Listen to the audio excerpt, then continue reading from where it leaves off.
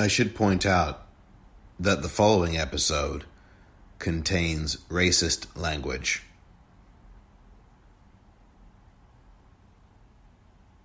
Listener discretion is advised.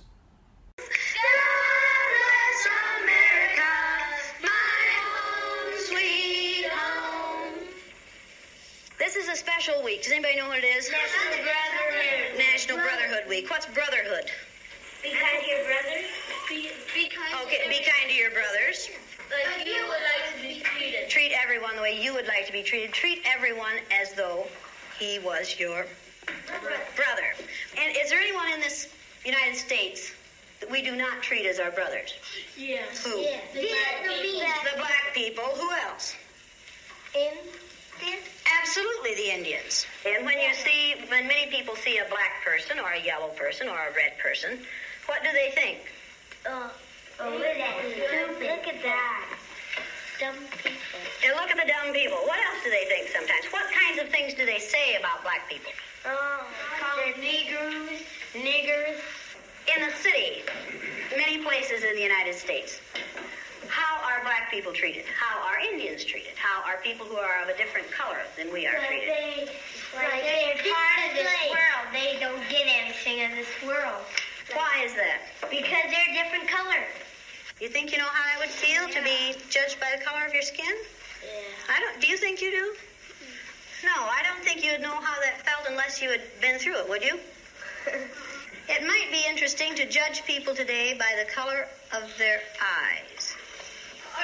Would you like to try this? Yeah. Sounds like fun, doesn't it? Since I'm the teacher and I have blue eyes, I think maybe the blue-eyed people should be on top the first day.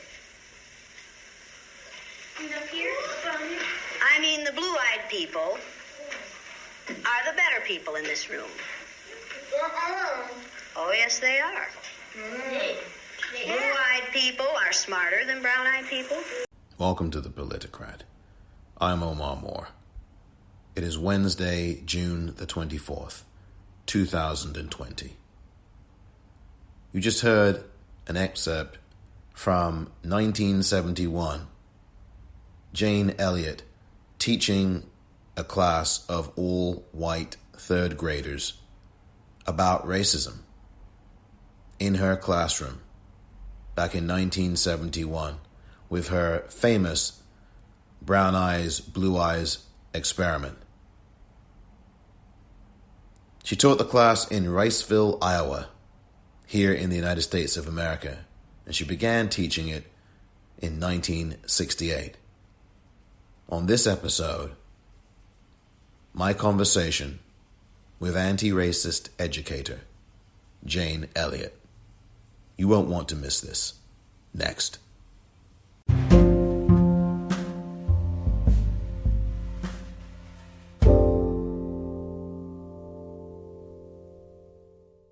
With me right now is one of the most preeminent anti-racist educators, Jane Elliott. It's such a pleasure to have you on. Thank you for your patience. Thank you very much indeed for coming on this program this morning.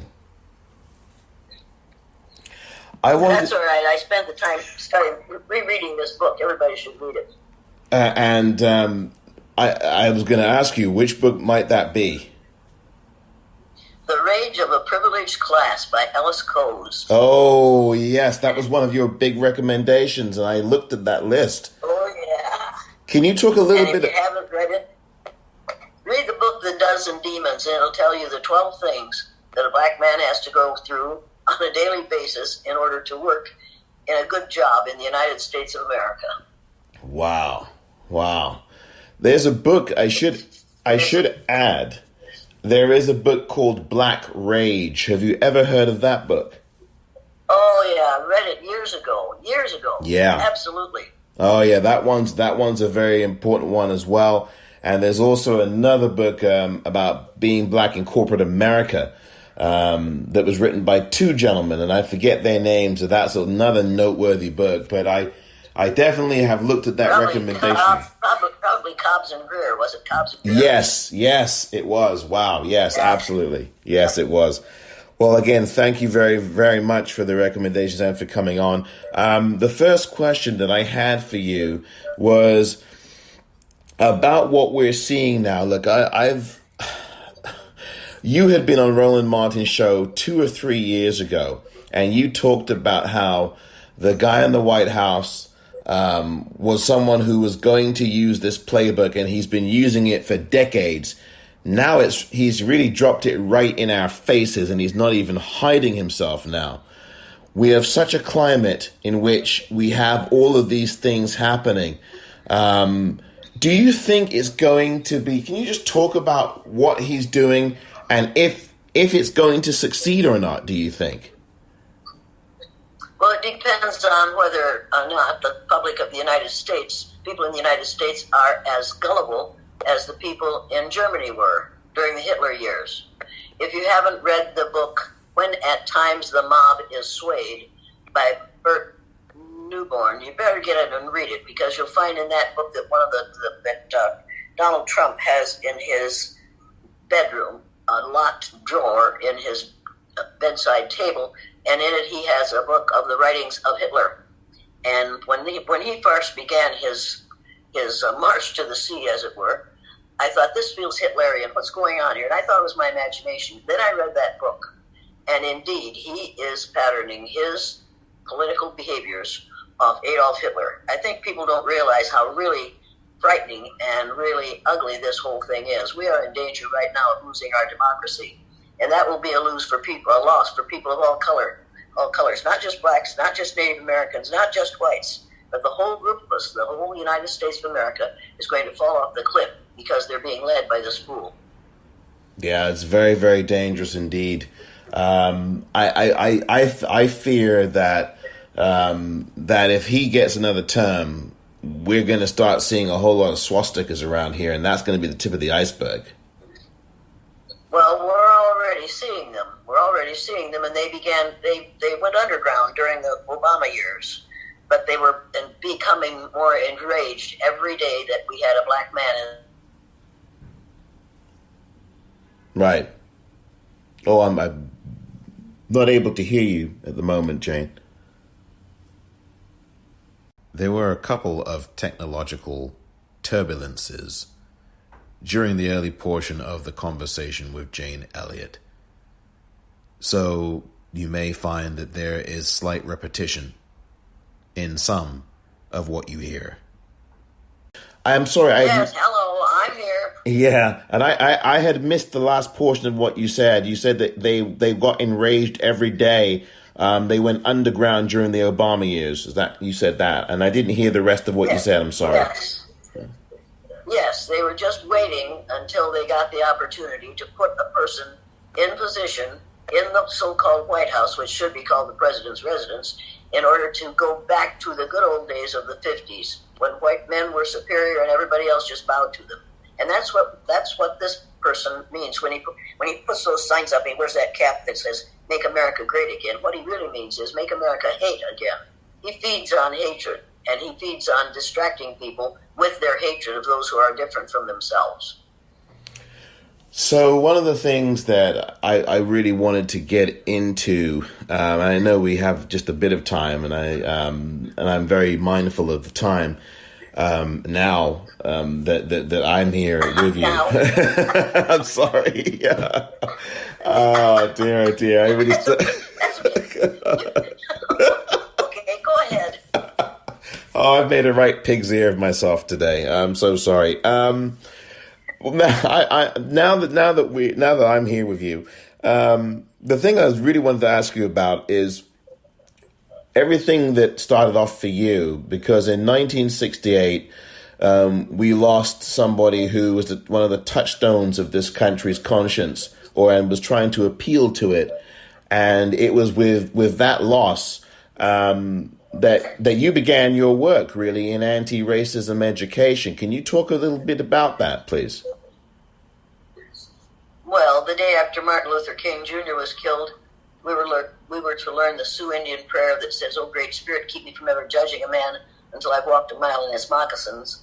And I used that prayer to decide what I would do with my students that day. I separated them according to the color of their eyes, I designated the brown-eyed people as superior because they had more melanin in their eyes, and the blue-eyed people as inferior, and I treated the brown-eyed people the way we treat whites in this country, so-called whites, which don't really exist. Well, I was teaching the Indian unit at that time, and in third grade, kids get really bored by the end of March, and they want to get out there, and so I teach the Indian unit, and I taught it in a racist way. But we were to learn the Sioux Indian prayer the next day that said, "Oh, great spirit, keep me from ever judging a man until I've walked a mile in his moccasins."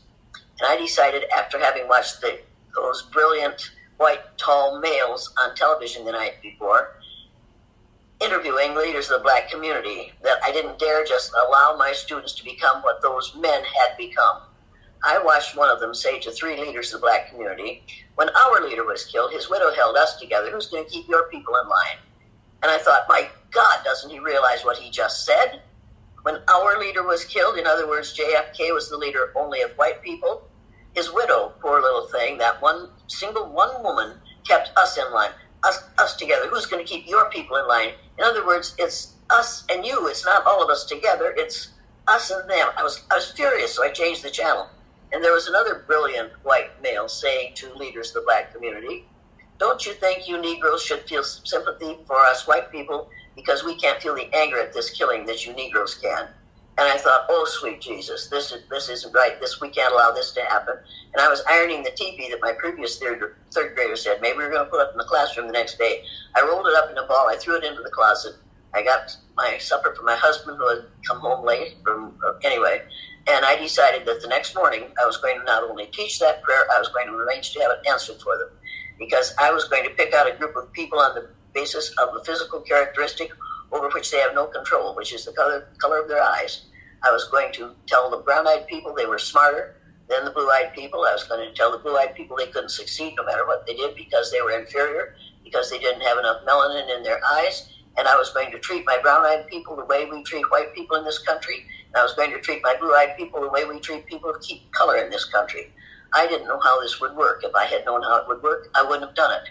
If I had known how much I was going to learn that day, I'd have been scared to death to do it. Because the first thing I learned was when I told them blue-eyed people aren't as smart as brown-eyed people, little brown-eyed Debbie sitting in the front row looked up at me, and this 9-year-old said to me, "How you come here the teacher here if you got them blue eyes?" And I thought, there it is. There it is. That little 9-year-old girl feels competent to contradict me and to verbally assault me because she is now more powerful than I am because she has the right color eyes. And at that moment, Alan Moss in the back row, blue-eyed, stood up and said, if she didn't have those blue eyes, she'd be the principal or the superintendent. They're both brown-eyed. And I thought, oh my God, there it is again. This kid has learned how to be a racist. He knows how to protect his own. He knows how to protect that person with the same color eyes as he has, even though they're lying and they're cheating. He'll protect me because of the color of my eyes. Oh my Lord, what have we done?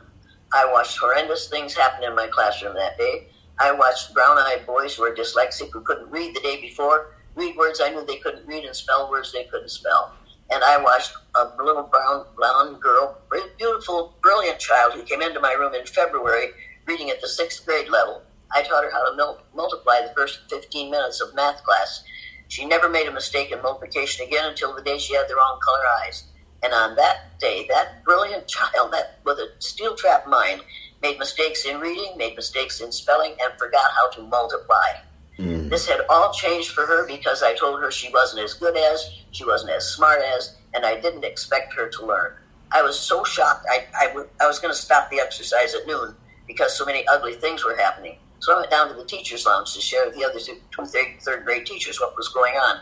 Walked into the lounge, there were a number of teachers in the lounge, and I started to tell what was happening in my classroom the day after Martin Luther King Jr. was killed. When I finished, the younger of those two teachers said, and she was about 52, "I don't know how you have time for all that extra stuff. It's all I can do to teach reading, writing, and arithmetic." Well, she hadn't taught those two areas yet, as far as I was concerned. The other one, over 60 years old, had been molding young minds for a lot of years, looked up at me and said, "I don't know why you're doing that. I thought it was about time somebody shot that son of a bitch." Whoa. And no teacher frowned. No teacher gasped. No teacher said, "Helen, God is love." No teacher said, "Insomuch as ye have done it unto one of these my brethren, so have ye done it unto me."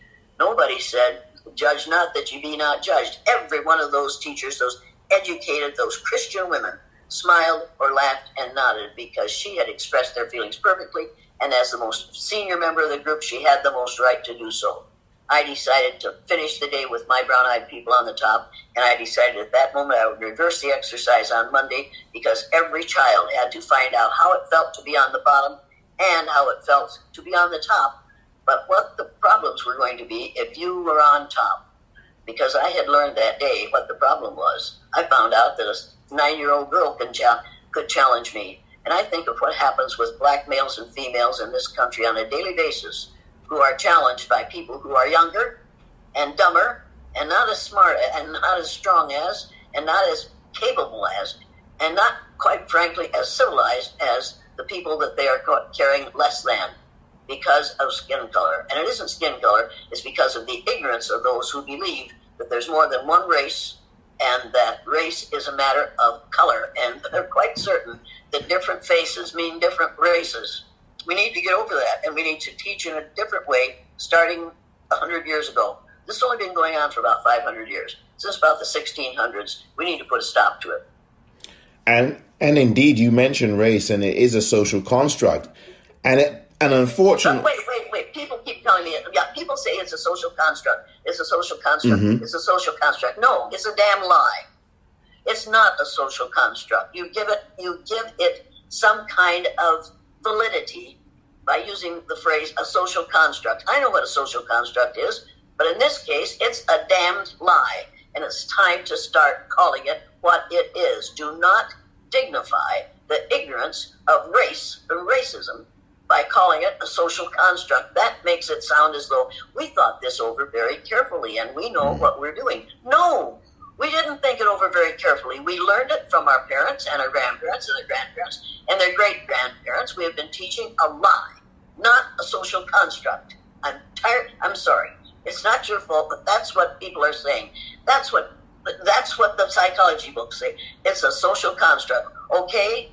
Break that down. What do you mean? It's something the society made up to justify unbelievably ugly behaviors against other people. You call that a social construct? It sounds a lot better to call it a social construct, doesn't it? Let's not say it's a damn lie, because you'll upset someone. Well, that's my job.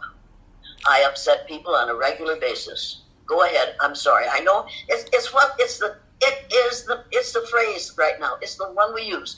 It's the accepted phrase, social construct. And then everybody's supposed to calm down, relax. We're going to take care of this. We aren't going to take care of this as long as we think that there's more than one race of people on the face of the earth. I don't care what you call it.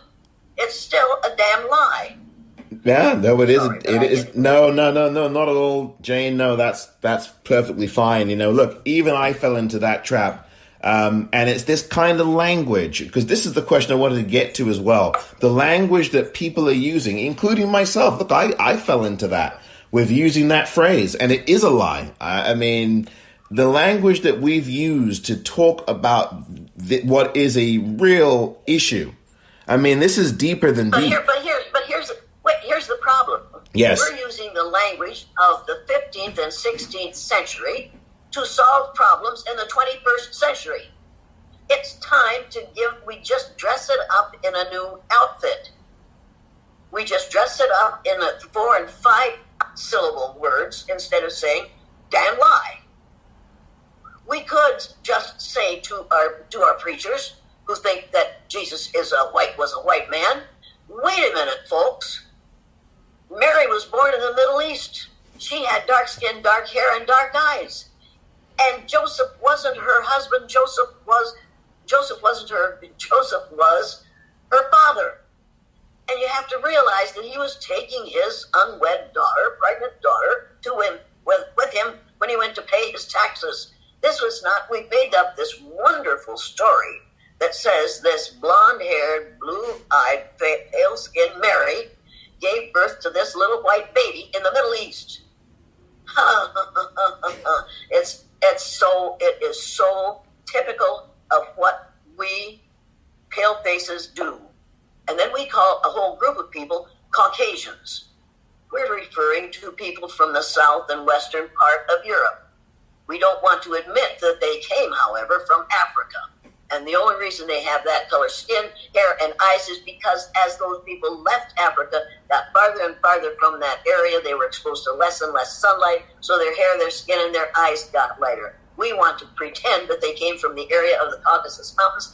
If they had evolved in that area, they wouldn't have lived through the first winter. So the whole thing is just so absolutely, number one, unscientific, number two, unreal, number three, so dishonest. It's time to stop telling it. And it's time to stop telling it in the name of Jesus Christ. Oh, my goodness me. That's the thing. And there's so many people who are going to their grave believing in all of this mythology that has been spun and has done so much destructive damage to us all, to black people as well. It is so damaging. Two young males, college students, were taking me back to the airport one day from their college that I had spoken to, and the young black male was sitting in the back seat, and he said, I know I have to suffer. We were talking about racism. He said, I know I have to suffer because it says so in the Bible. I said, what did you say? He said, well, it said in the Bible, suffer the little children to come unto me. I said, wait a minute.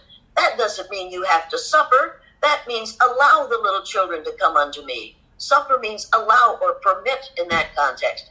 And he started to cry. He said, I didn't know that. I said, who told you that nonsense? He said, the preacher. I said, you have the preacher call me. He is lying to you. That is not what that verse in the Bible means. It means allow the little children to come unto me, for such is the kingdom of God. Don't ever believe that again. He's sitting back there crying, and I'm thinking, how do you undo this? He's 21, probably 19, 21 years old. How do you undo all those years of being conditioned to that myth? When you think of the pervasiveness of that myth and how it has seeped into us from birth. I work with a group of midwives who are going to be midwives because they're registered nurses. They're going into midwifery because they said, we see how women are treated in the delivery room. And we know that black and brown women aren't treated as well as white women are. So we are going to be midwives so that all women will be treated fairly when they give birth. For the love of God, do you realize what that says about the medical profession and how they have been indoctrinated with this myth? And then you read the book, The Color of Law. See, I've lived too long with this. I'm too angry. The Color of Law tells you about the laws that have been made in this country. And one of them, many of them, are laws about segregation. We think that segregation is because people of different color groups want to be with people who are like themselves. Guess what? Those laws are written to segregate people in communities deliberately because the people who wrote them believe in the myth of white superiority. They believe in the myth of race. And so they write laws that reflect their belief. Not that reflect the truth, but reflect how they have been educated. They've been grossly miseducated. And all of that hatred is codified into the law. They've written all their racist biases into law. That's what they've done. And the other thing is that codification has come at the expense of us. I mean, we are the ones, and again, white people have been miseducated. We all have been. And it's black people who are victimized by those laws every single day. And there's always a sustained attack on us through those laws, as you said, that have been written in their own biases and hatreds of black people and other people who are brown as well. And they don't even realize that that's what's going on. And even if they read that book, The Color of Law, they'll find some way to argue with the author over and over until they finally come to the conclusion that, oh my God, we were wrong. But when they do, the people who are backing our so-called president right now, who are members of the Business Roundtable, will convince them that we want to keep things the way they are because racism is a very profitable business. You can keep people getting low wages, working less than 40 hours a week, have to have substandard housing because they can't afford any better, send their children to schools in which the teachers don't know enough to pound sand in a rat hole, and at the end of when the kid is 16, many 16-year-old boys say, I've had enough of this nonsense, and they dump it because they know in their heart of hearts that they're being lied to, that they're smarter than they're being allowed to be, that they are more, that they could learn better if they were allowed to, that they're being forced to live down to their teachers' expectations of them. I didn't realize that until I watched little brown-eyed boys who were dyslexic read on the day they were on the top, and watched little brown, blonde-haired, blue-eyed girl who was reading at the 6th grade level the day before, unable to read on the day she was on the bottom. I found out that what we talk about when we talk about expectations is much more serious than we realize, and we'd better start paying attention to it. If we had any idea the talent, the skill, the ability, and the brain power that we have lost by putting groups of people in certain places because of their faces, we would do something about it. Different faces don't mean different races, and we've got to put that on a placard someplace and make people drive by it every single day. And the Black Lives Matter business is wonderful, except that whites have used the Black Lives Matter to weaponize that very statement, because they're saying, well, you don't think all lives matter? So the way to de-weaponize that is to say Black Lives Matter too. And then white people say it's just about black. It's not just about black. It's about Black Lives Matter too. And that had ought to be included in that statement. That would de-weaponize it for white people. Then they couldn't argue with it. And see, I get very defensive about these things. No, I totally listen. I completely look. You have been educating people and trying to rewire their minds, and you've been doing it persistently over the years. And I'm sure you've seen a lot of things that not only frustrate you but do make you angry. And this culture that we are swimming in, this kind of oppression we are swimming in, must make you very angry as well, because it certainly makes me angry. And with your work, I'm sure that you get frustrated, and we are speaking a language that we shouldn't still be speaking. We are, and I think that that's part of this as well. When I hear people say the word supremacy, there's nothing supreme about what people have done, what white people have done to us. There's nothing supreme about perpetuating ignorance in the name of education. And that's what we do. We perpetuate ignorance. I think yesterday, I was talking to somebody, and I thought, when I stopped at a stoplight, and this big trucker looked at me like because I was smiling, he thought I was enjoying him. No, I was thinking about how ignorant he was. If he knew that stoplight was invented by a black man, he'd have run the light. And I immediately thought, oh my God, that stoplight is an analogy for this society. Green is for go, that's for white folks. Red is for stop, that's for black folks. Yellow is for wait, that's for Native Americans. Whoa. Wow. I never thought of it that way until I sat there and looked up at that pool and thought, this is society in microcosm right there. And it was invented by a black man. It was like, I don't know whether that's as meaningful as I think it is, but it's exactly what we're doing. Green is for gringos. We white folks, we can go. Red has to stop. Native Americans can wait, and they have been waiting for 300 years in this country. Well, we try to stop black folks so that white folks can go. That is it's a horrible image, but it's like, how long, oh Lord, are we going to put the energy into this stoplight? Wow. Surely something has to give here, doesn't it? In response to what you've just said. I know that sounds very trite of me to say something's got to give, but surely it has. I mean, we've had 500 plus years of this. What do you think? I mean, this is really... We have to come to our senses. It is as if we have been in a cocoon. It's made of our own... We did it ourselves, like a caterpillar wraps himself in a cocoon that he produces and wraps himself in it until the right time, until he's learned enough in that cocoon to come out as a butterfly. If we could get ourselves out of this cocoon, we could come out as a society that could fly. And if we don't, we're going to die and fall to the ground, which is what happens with a butterfly, which is what happens with a caterpillar in a cocoon.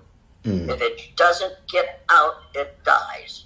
And if we don't get out of this idea of white superiority and do it soon, now, before November, if we don't all go to the polls in November and refuse to vote for anyone except the Democratic nominee, we're keeping ourselves in this cocoon, and we will be, as a nation, this country, with 4 more years of this man, will cease to be a democracy. It will become an oligarchy, and this is not something that even most white folks will like. And if we don't teach our students that only 25% of the population of the earth is made of people who can call themselves white, the other 75% is all people of different colors. And think about that. Black paint is made of all colors. You put all colors together and you get black. You have no colors at all and you get white. Come on, people, just look around you at what your world is all about, for God's sake. Right. Right. It could be right if it stopped being white. The rightness of whiteness has been a lie for 500 years because white doesn't exist. We do not exist. There are no people the color of my shirt, but there are lots of people the color of my skin and the color of your skin, because we all have in us some melanin that makes our skin, our hair, and our eyes a shade of brown. If you want to find words to describe people, go to the thesaurus and find synonyms for brown. There are over 100. And you talked about in one of the documentaries you did about the color wheel. You had that chart, and I forget which documentary it was. Yes. That chart. Yes, and you can find that. You can find that in the National Geographic magazine for April of 2018. Everybody has to see that, because if you can find your color on the color wheel, and there's a number on each one of them. Each of us could have a number on the color wheel. You'd say that to some people, and immediately some white female, a liberal person says, well, I don't want to be a number. And I say, do you have a social security number? Well, yeah, you got that when you were born, didn't you? Well, yes, but that's different. No, it's no different. It's going to do you good. That social security number, unless Donald Trump has his way, that social security number is going to be good for you. And the number on the number wheel would say, you're just another member of the human race.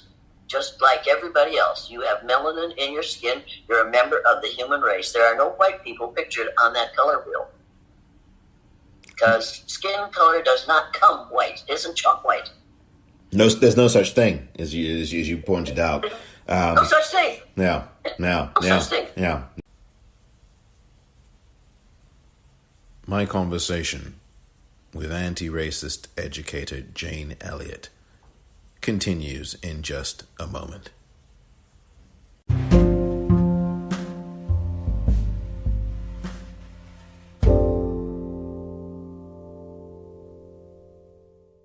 Welcome back. Continuing now with a conversation with anti-racist educator Jane Elliott. One other thing I wanted to ask you about, people talk about let's have a conversation on race, right? Having established what you've pointed out here about how this is just a lie, which it is a complete lie. When I see people, this is one of my pet peeves, Jane, when I see people in the media saying, well, what do you say to your black child, And nobody ever talks about, well, what do white people say to each other about the issue of racism in this country? No one says to a white parent, for example, or to a white guest on a television program, well, what do you say to your child about talking about the issues? No. Because we know, all white people know what white people say to their children. We all say the same thing. We talk about the rightness of whiteness. And we talk about, as some people do say, you don't bring any children of color into my home. And my father said when I was a kid, don't bring any pickaninnies into my house as grandchildren. And then my daughter married a Saudi Arabian. And we took her daughter and put that child in his arms. And he looked at that child and he said, it's the most beautiful child I've ever seen. And then he looked up at my daughter and my son-in-law and he said, that's a good cross. Now that's a good cross. He's a farmer. He knows what a good cross is. And he looked up at those two people, and it suddenly occurred to my father at the age of, over 59, that this works. This actually works. This is beautiful. Oh, my God. When my father saw the first film that was made in my classroom, the Canadian Broadcasting Film Company made it, and I took it up to where they live and showed it to my mother and my father. And when it was over, my 59-year-old farmer father stood up, took his red handkerchief out of the back pocket of his bib overalls, wiped his eyes, blew his nose, and said, I wish somebody had taught me that when I was 9 years old. Wow. Oh, my goodness. He watched the agony that those little third graders went through, and all of a sudden it occurred to him that he had been lied to for 59 years. That what I did with those children is what we have been doing in this country for the last 300 years, based on a lie. It's all based on a lie. But it's a lie that makes money for white folks. And so we keep on doing it because it is a moneymaker, because we don't realize how much it's costing us to keep people down. Somebody has said, in order to keep a man in the gutter, you have to get down in the gutter with him and hold him down. And that's what we have done in this country for 300 years. We have worked at holding people down. And we lost tremendous amounts of energy. We've lost tremendous amounts of intelligence, intellect, capability, because we have to keep one group down in order to keep the other group up. And what symbolizes that to me, most recent iteration of that is George Floyd. Yeah, but right now, there's a spotted fawn walking across my lawn. It's absolute. Anyway, yes.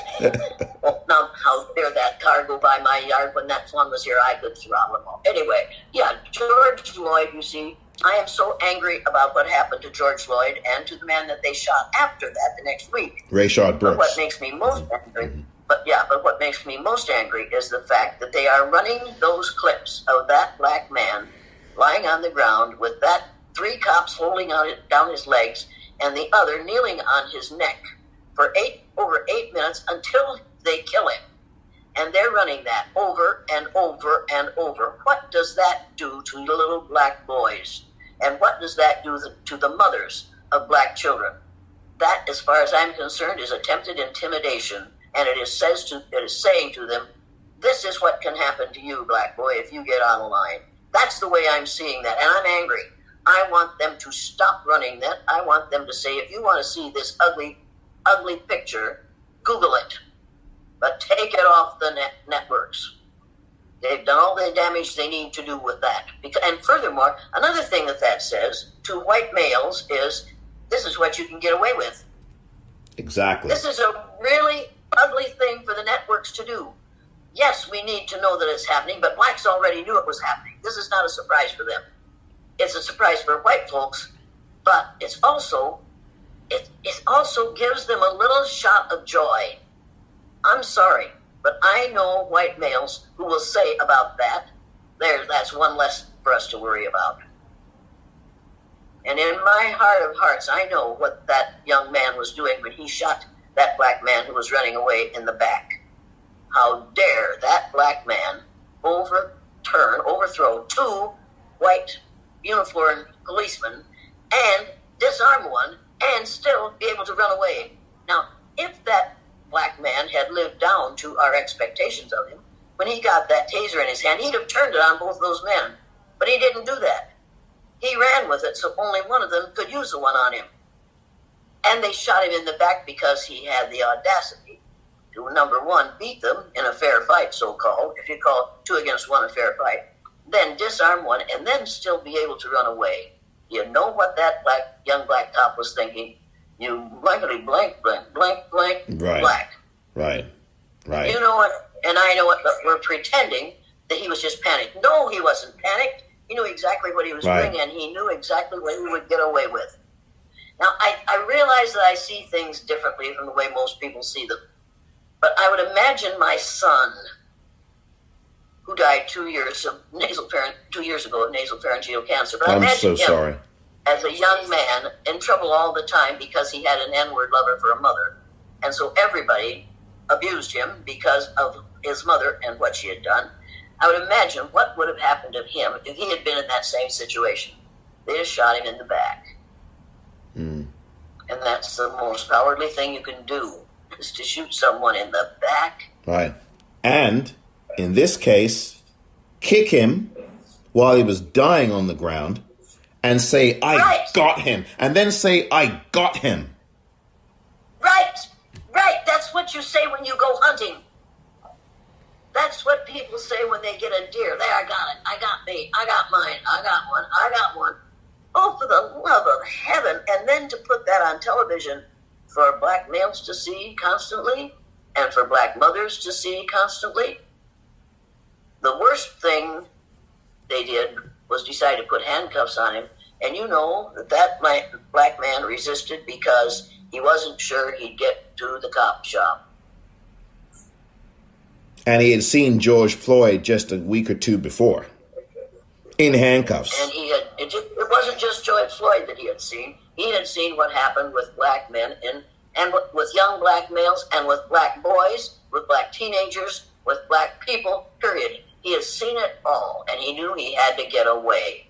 And he almost did. And that white officer made damn sure that this one wasn't going to get away. Got him. I got him. Yeah, okay, you bagged one. Now what are you going to do? Yeah, you know. I'm literally speechless now, and I thought that I was someone that had I had the gift of the gab, but I don't even really know what to say after that, because you've just laid out what I've known intrinsically for all of my life.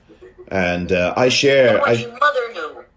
Yeah. But you see, my heroes are black women, because your mother knew this, and your grandmother, and your great-grandmother, and they have known these things for over 300 years. They've known them for over 500 years, ever since we started to call black people slaves when they weren't. We enslaved them. That didn't make them slaves. We absolutely use the language. Words are the most powerful weapon devised by humankind. We had better learn to use them more carefully. One last thing I wanted to ask you about is this whole, because I'm with you, by the way, on what these networks are doing, rebroadcasting those images.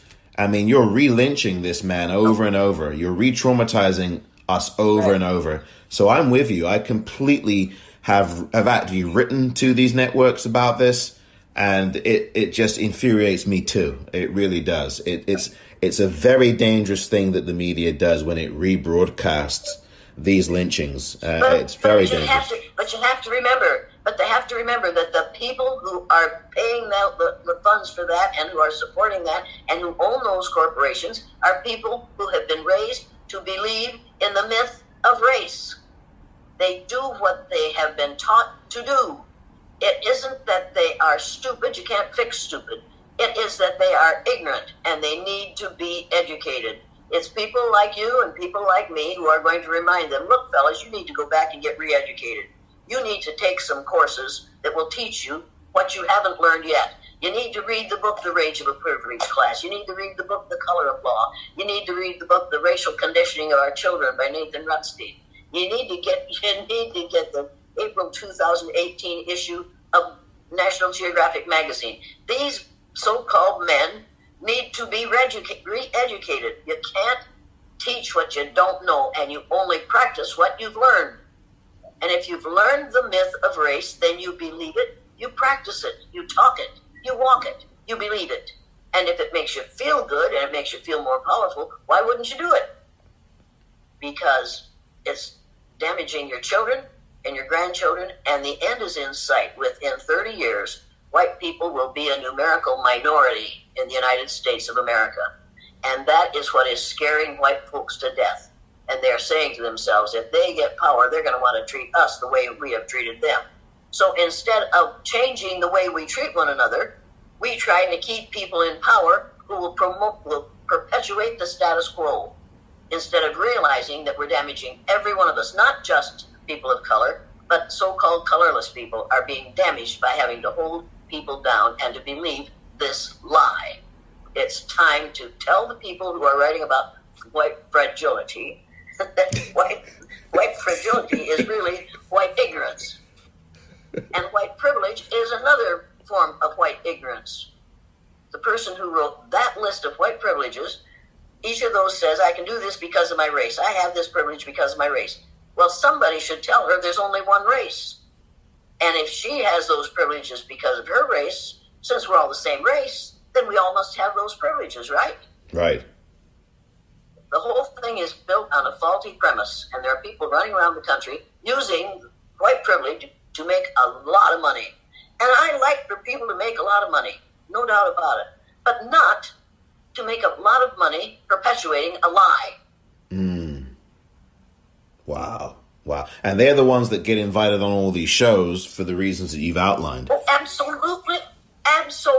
And I understand that too, because the people who are doing the talking on the talk shows look like them and think the way they do.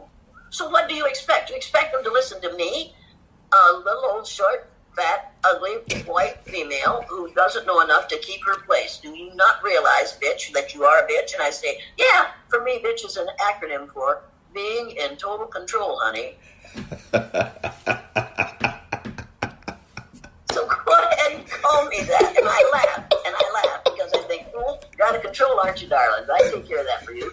And then I whip out my little Lorena Bobbitt fruit knife, and that shuts them up in a hurry. Oh, you see, I'm all out of patience.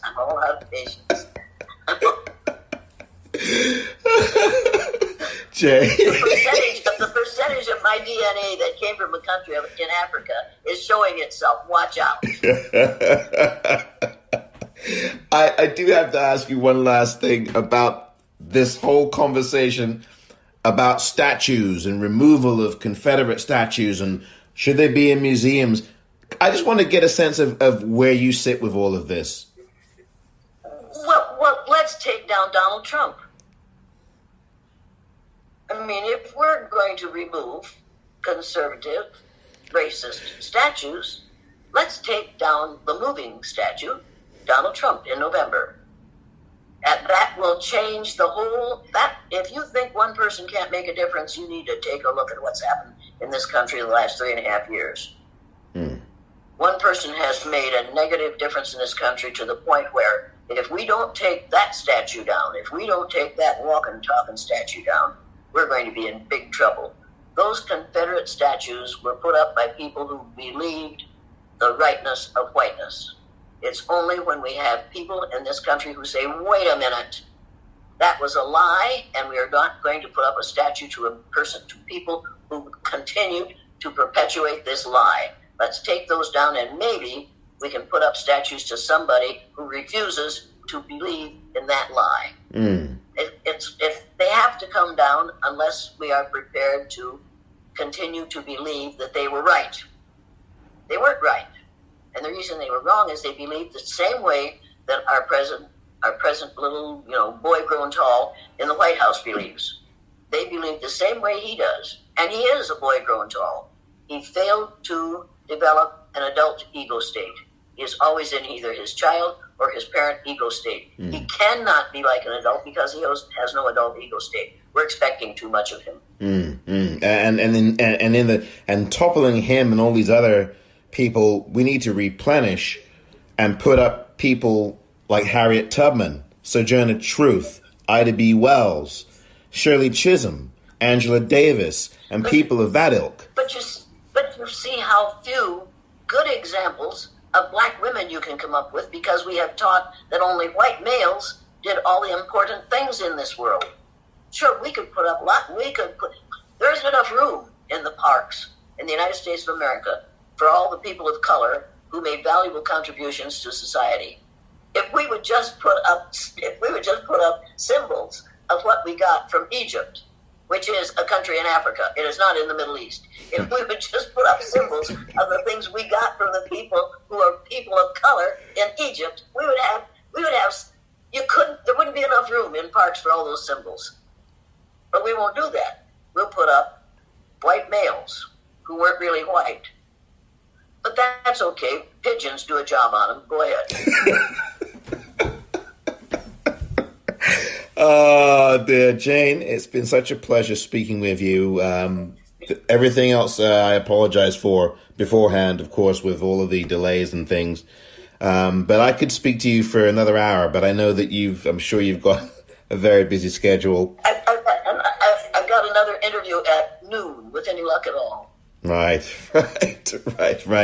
And by the way, I want to point out to listeners, you can find Jane Elliott online at janeelliott.com. That's JaneEllIott. And you have a tremendous wealth of resources on your website, including a lot of these books today that you have mentioned and a whole lot more as well. And you've got a wonderful section on T-shirts and merchandise as well. One of those T-shirts that you have is I believe it's about prejudice is ignorance without action or something. I forgot what the name of the T-shirt was. This is the shirt I'm wearing now. Racial prejudice is an emotional commitment to ignorance. There you go. Absolutely. Thank you so very much. It certainly does. Thank you very much for your time today, Jane. It's very much appreciated. Thank you for being a good listener, and thank you for asking good questions. I really appreciate that. Thank you.